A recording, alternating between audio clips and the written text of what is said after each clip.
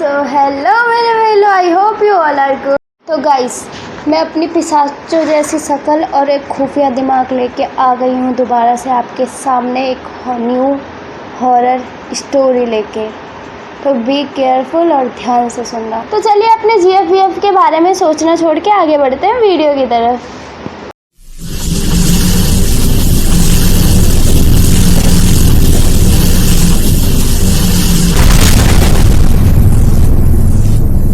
तो गाइस, ये स्टोरी हुई थी मेरी मम्मा के साथ, जो कि मैंने बहुत लात जूते खा के पूछा है। बेसिकली वो मेरे को बता भी नहीं रही थी। तो यार, जब मैंने इतना कष्ट सहा है आपके लिए, तो इस बात के लिए तो एक लाइक और सब्सक्राइब बनता ही है ना। कर लो, अरे कर लो यार, क्या देख रहे हो। तो चलिए आगे बढ़ते हैं। सो गाइस, ये बात है मेरे बचपन की, जब मैं 2-3 साल की थी बेसिकली। तो मेरी पूरी फैमिली गांव में रहा करती थी। तो गर्मी का टाइम था।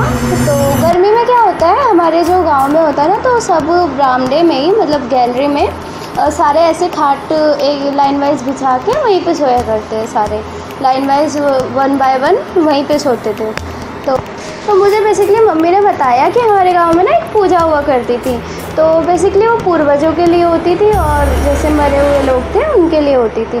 तो जो भी उस पूजा को पूरे विधि विधान से नहीं करता था, उसको उसके पूर्वज या फिर जो भी मरे हुए होते थे वो दिखाई देते थे।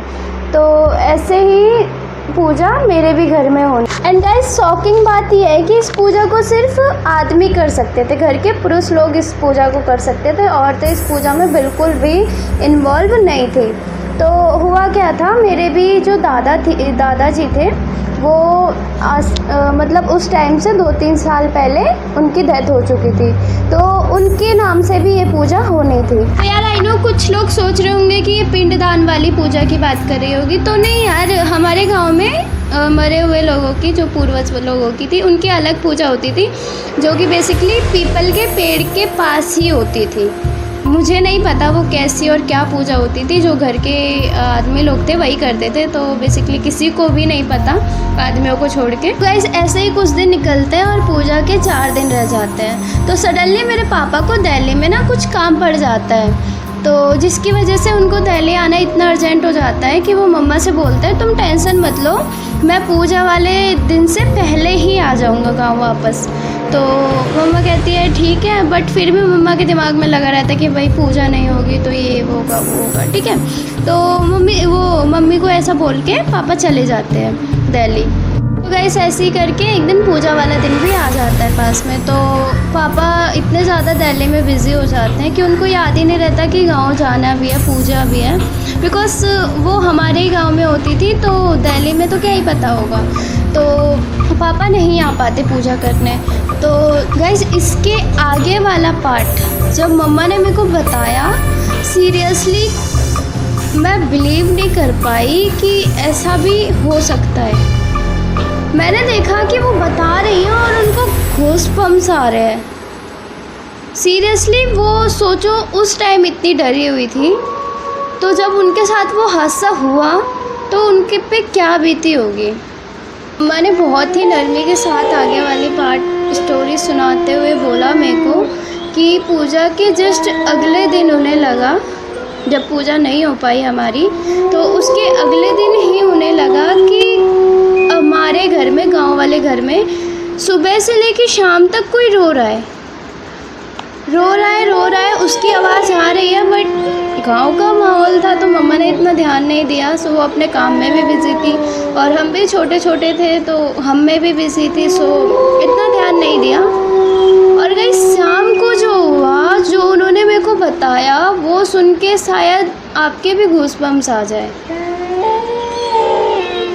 गाइस, मेरे गांव वाले घर में लाइट, अभी भी लाइट का इशू है, तो वहाँ पे लाइट आती नहीं है। तो मम्मा ने बताया कि उन्होंने उस टाइम जल्दी खाना बना लिया, और खाना बना के हम दोनों को, मेरे को और भाई को लेके सामने वाले गार्डन में चली गई। तो उसके बाद हम दोनों ने काफ़ी ज़्यादा वहाँ पे खेला, भूख लग गई। उसके बाद जब खाने की मांग करने लगे मम्मा से, तो मम्मा हमको दोबारा से गार्डन से घर लेके आ गई। तो जैसे वो घर लेके आई, उनको ना सडनली किचन में से कुछ गिरने की आवाज़ आई। तो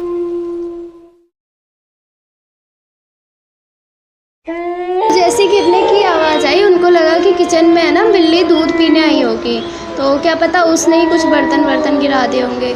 तो उसकी आवाज़ सुन के मम्मा किचन की तरफ गई, और जैसे वो किचन की तरफ गई गाइस, उन्होंने देखा, सीरियसली उन्होंने जो देखा वो मैं एक्सप्लेन कैसे ही कर रही हूँ मुझे पता ही नहीं। मुझे सुन के भी इतना ज़्यादा हॉरर सीन लग रहा है ये, तो मैं बता नहीं सकती कि उनके साथ हुआ होगा तो क्या हुआ होगा। तो उन्होंने देखा कि सामने मेरे दादाजी, जो कि आज से 2-3 साल पहले मर चुके हैं, वो बैठ के किचन में, सीरियसली वो बैठ के किचन में, उनके चारों तरफ खाना बिक रहा है जो कि मम्मी ने बनाया है, वो बैठ के किचन में उसे खा रहे हैं, वो खा रहे। ये सीन देखकर मम्मी इतनी बुरी तरीके से शॉक हुई, आई कांट एक्सप्लेन। उनका वो डर, उनका वो